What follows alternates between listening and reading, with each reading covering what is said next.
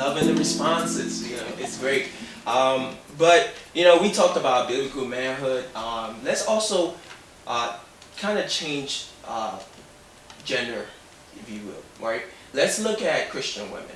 Everyone has their own ideas, their own thoughts about Christian women. So what would you consider to be the biggest misconception about Christian women today?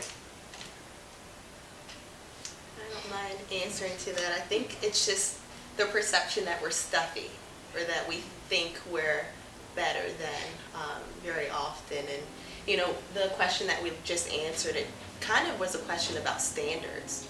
And I don't think it's being stuffy to hold someone accountable to the word and hold yourself accountable to the word. I think that's probably the biggest misconception, and from just getting to know these ladies today and from past experiences, I can say we're far from stuffy. We're a lot of fun to be around. Awesome. Any other thoughts? Yeah, I think the standards, like she was saying, is what kind of scares the guy, especially if they're not ready in that place to like fully pursue us, and so that takes them a lot of time, and it makes us frustrated and like, okay, where's the guy? And they're trying to get themselves together because they want to meet that standard that we are, at or trying to get to. So I think that's probably the frustration that they have, or but maybe the theory or the thought that Christian women are just sitting around waiting for him to pick me, or that we're thirsty and we'll just choose whoever comes our way. So not the case at all. Because truthfully, in my opinion, and I understand that oftentimes it's preached that men are the hunters, and they are, because that's what the word says, and we are waiting.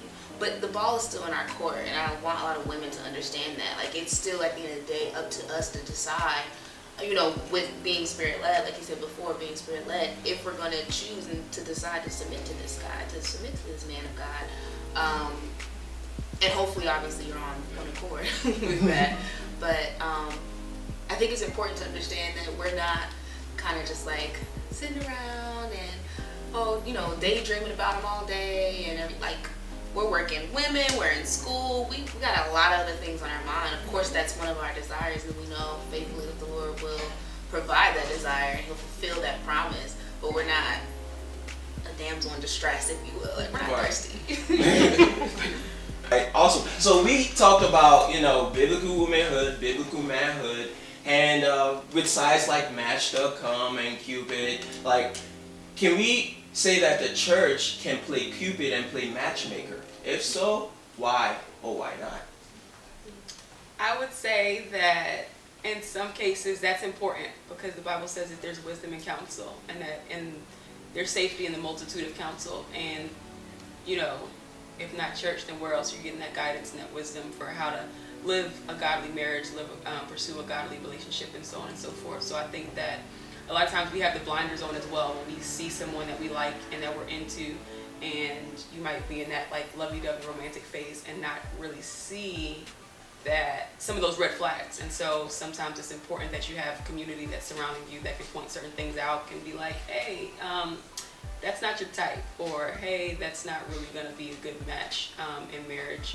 And of course, if they're wiser and they're more mature, they are actually married, then there's that wisdom as well that they can share in that experience. So I think it's important that you have people that are playing a part in it, and you're not just going into things blindly without any support. Right. Any thoughts?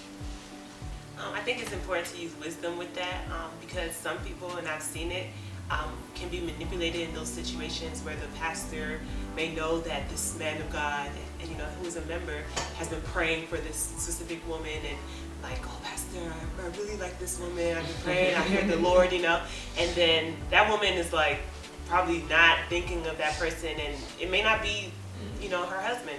And so in that sense, sometimes I've seen, it being manipulated, and I think it's just a matter of using wisdom and knowing and being able to hear God for yourself. And regardless, I definitely agree with Becca, in that moment, it's yeah, who else would I be able to trust? I trust my pastor, I trust my godly counsel to be able to lead that, but still being able to trust the God within you, and if the Lord is saying no, then don't go for it. I agree with both responses. I'm from Portland, Oregon, so first of all, let me just say that. So I have no family up here, so it is important for me to have community and my church or my friends. That's my mother's number one rule. You know, bring whoever you're talking to around, you know, pastor, mentors, friends, because they're going to see something that you won't. Just like you said, we have those blinders, the romance, or what some of us call girl eyes. So I think that is important. But as far as matchmaking, I think churches or leaders or elders, whomever it may be, should just be cautious to allow it to be natural. I too have seen some things that were just kind of like unnatural or just didn't make a lot of sense, but maybe it made sense for what they wanted out of that marriage, or they saw a ministry there, and the two individuals within that situation didn't really see or mesh well.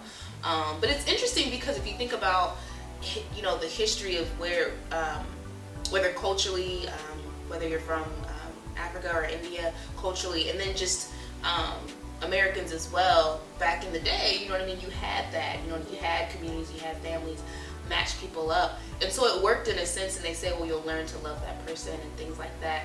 But in my opinion, we're in a new day and age, and if the two people are truly comfortable with that, hey, why not? But I think to make that a constant trend, I think that's kind of playing God, and that's not cool. That's interesting. But also, let's think about the other side of dating now, right? Can a guy and a girl just be friends? Like, no strings attached, just we're friends. If they're being honest, yes. If they're being honest with themselves and to each other about the honesty and the relationship, yes, I think they can. But oftentimes that's not the case, whether Christian or not. Sometimes that's not always the case. But if you're being honest with your feelings, yeah. Okay. I think for me, I try to put it in my mind that they're not just a friend, but that they are a brother. They are my brother in the Lord. And that is really helpful and for me to take captive some of my thoughts, because as you're developing a friendship, sometimes you do see traits that are admirable. And sometimes your imagination does begin to wander, but it really is important to say they are my brother in the Lord. And think about, I am one of 6, and I have 4 older brothers. And I think about my brothers, it puts things in a perspective. It really does. Yeah. Awesome. Well, let me put a plot twist in there for you. All right. What if either the guy or the woman in this situation, what if one of them is interested in the other? Can they still be friends? So as she was describing it, I started to think, I was actually rolling through the index of like friendships. Like, is it possible? Do I have any? I think that the only time it works is if one of you is sincerely not interested. Some call it friend zoning, but regardless of whether there's an attraction from the other side, as long as another is like completely disinterested or has their eyes on someone else, then I think that it's fine. And I think that that person eventually comes to terms with the fact that like they just don't have a chance. And I think that you can be friends. Boundaries, of course, are important in any respect, but I think that it is possible because who really just wants to only do life with the same gender?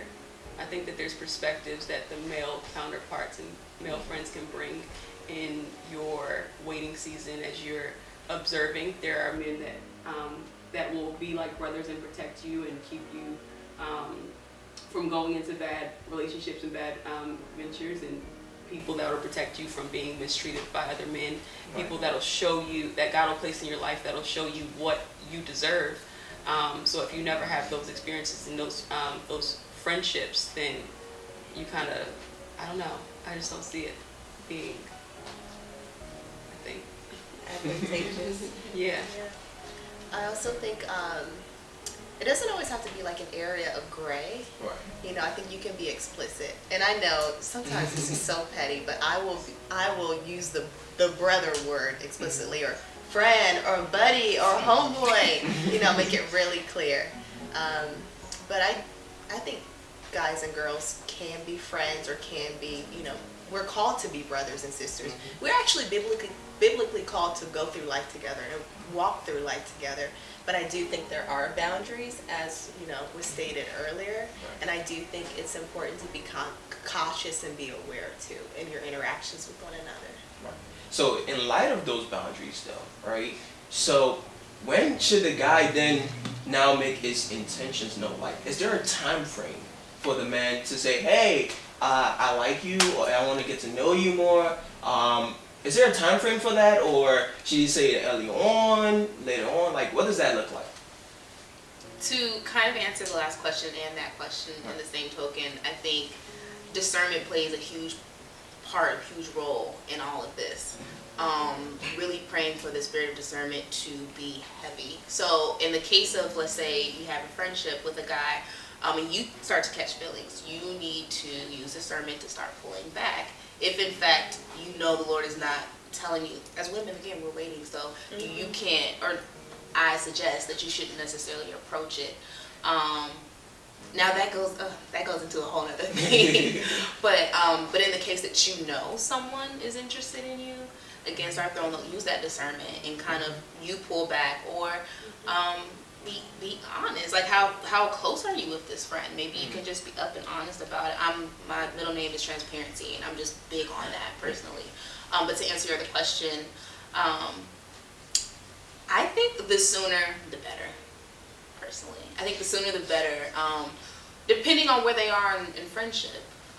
Is this someone that you just met in class and y'all been having, y'all have class and y'all hang out afterwards sometimes, or is this someone that is attending the same church as you?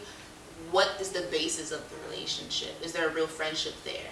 And if there is, for the guy, I think the sooner the better. If he's prayed and he's heard from the Lord and all of that, I think it's okay to say, "Hey, I'm kind of feeling you. I'm praying about it." I'm not saying like I definitely want to full-fledged, and this again, just my opinion, not saying like I want to definitely pursue you and I want to court and all of that. But if he says like, I'm feeling you, you know what I mean? I think that's okay to say, because at least now she knows and she can decide, okay, I'm not feeling you, or I am as well. Then I can go and be praying as well. I think it's just wise. On the topic of boundaries, right? So when should a man let his intentions be known that he's interested? Any thoughts? I think it depends on what he plans to do with his intentions. If he has intentions of marrying, then he has to question how close is he to the goals of buying a home, starting a family, buying a ring, and all of those things. Sometimes it could be too soon expressing your intentions if you have none of that in a row. If you don't even know purpose or vision for your life, then maybe hold on to your intentions, bottle them up for a little bit, figure those things out, because what happens is you let them be known too soon, emotions get involved, and now you both are racing after this, this idea without any real concrete foundation. And a lot of time gets wasted, and then you run the risk of dating for too long and falling into temptation and all those things. So before he expresses his intentions, he needs to have some ducks in a row. Any other thoughts? I think with that, it's just important to have the wise counsel piece, because they can help.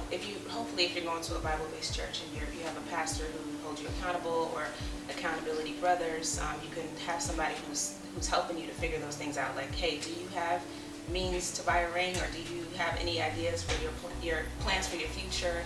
What are you thinking about doing 5 years from now? So someone else might be able to help you to kind of sort those things out mentally, as opposed to just jumping in and saying, "Hey, I love this girl, I'm ready to go, like, let's go."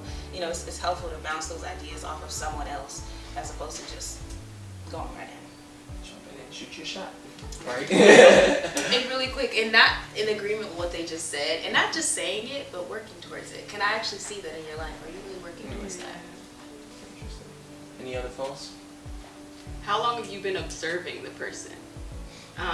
Because sometimes we're quick to jump at interests based off of appearance, but just off of like a first time meeting. But if you attend the same church, or you work together, or you go to the same school, or whatever the case may be, spend some time like watching that person. Do they have quirks about them that will annoy you? Do they have tendencies that concern you.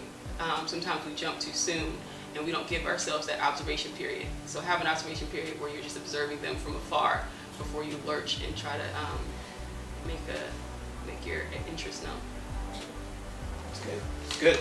So, with that being said, we can move on to the next question, and that is, in your view, who do you think is more intentional? Is it more worldly guys or Christian guys?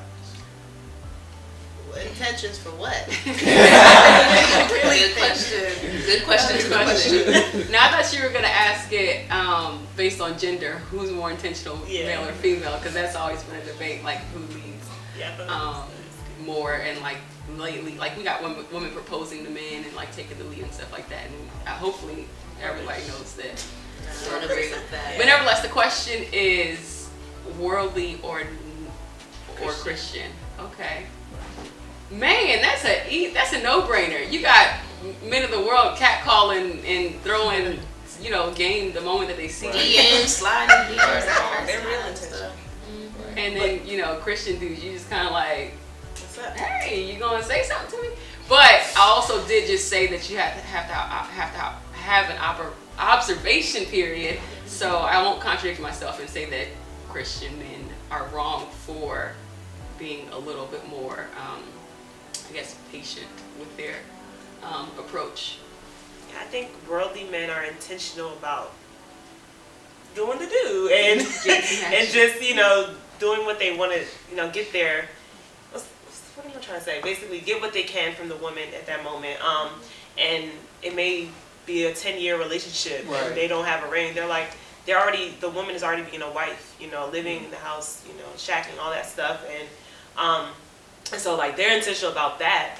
I feel like Christian men, they, like Becca was saying, they're more patient because they know they don't want to go through all that. They want to be able to pursue a God-fearing woman, a wife, and that's the whole purpose. So. In some cases, I am starting to believe that in some cases they wait because they have more options. If you look at the church, you usually see that there's a whole lot more women than there are men. And so I think that a lot of the times dudes, and I would want to hear from a male panel what the actual thing is, but I'm starting to wonder if maybe they just have so many options, so they're just taking their time and they're just kicking it and they're just let me just, try everybody out. Date a couple people here and there, and I mean, you're hearing about it now where people, dudes got 7 different conversations going on their cell phone. And they're Christian, but they also have a lot of women that want to get them attention, so they're taking advantage of that. So, but they're also not moving intentionally because they just have a lot of options. So that's me kind of taking a gander at why Christian men drag their feet, it seems. But I think Christian women sometimes mistake intentionality with being fast. If he lets me know right away, then he's intentional. That's not necessarily true. I feel like if a man is being patient and prayerful and seeking and saving, doing all those things, then he is being intentional. He's just not doing it at the pace that the world would probably do it. So it's important to look at to have that. I'm going to go back to accountability because I just think that's you just have to have it. Mm-hmm. So it's important to have that because they can just help you to decipher, hey, are you taking your time because you got all these options that you want to weigh, or are you being smart about your time? There's a difference. So, for our last question of today, would you say the Christian woman or the Christian man is more intentional?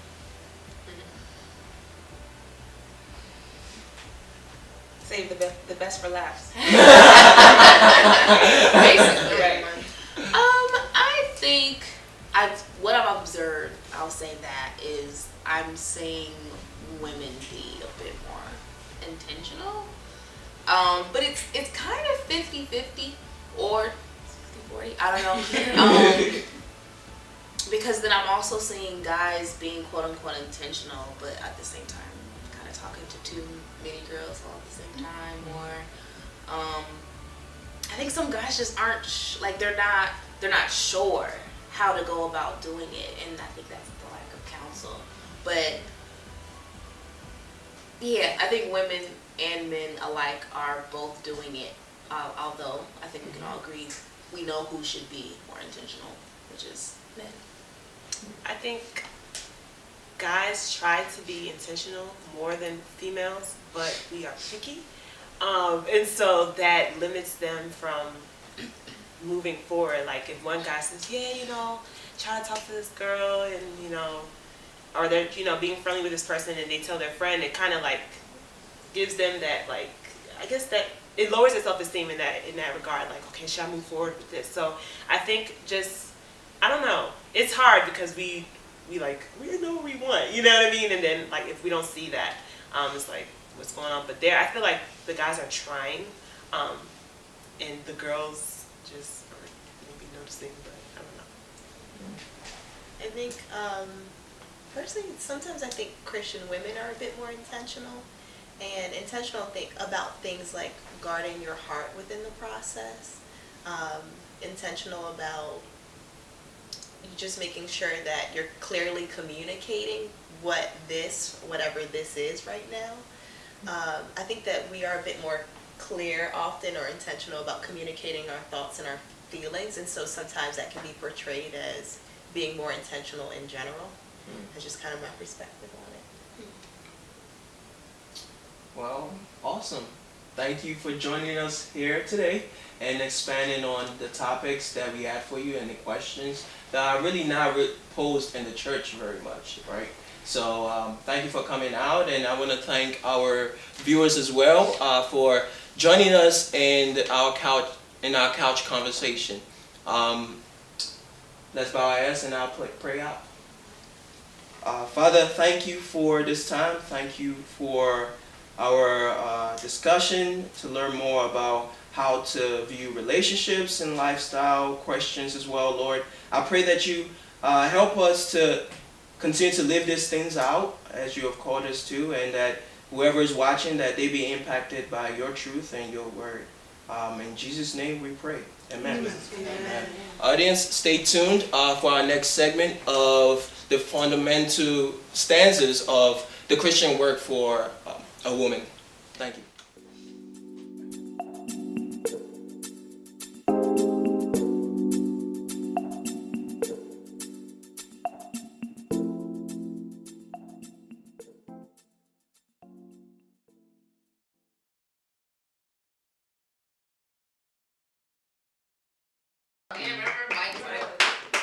Bro, you sent me like 10 things in that last 2 minutes, bro.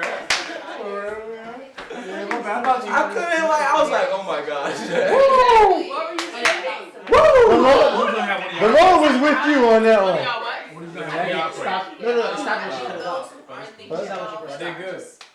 I know, because I didn't die. The Lord was with you. The Lord was with you because I was like, I said, please don't shut up before he gets to that last question.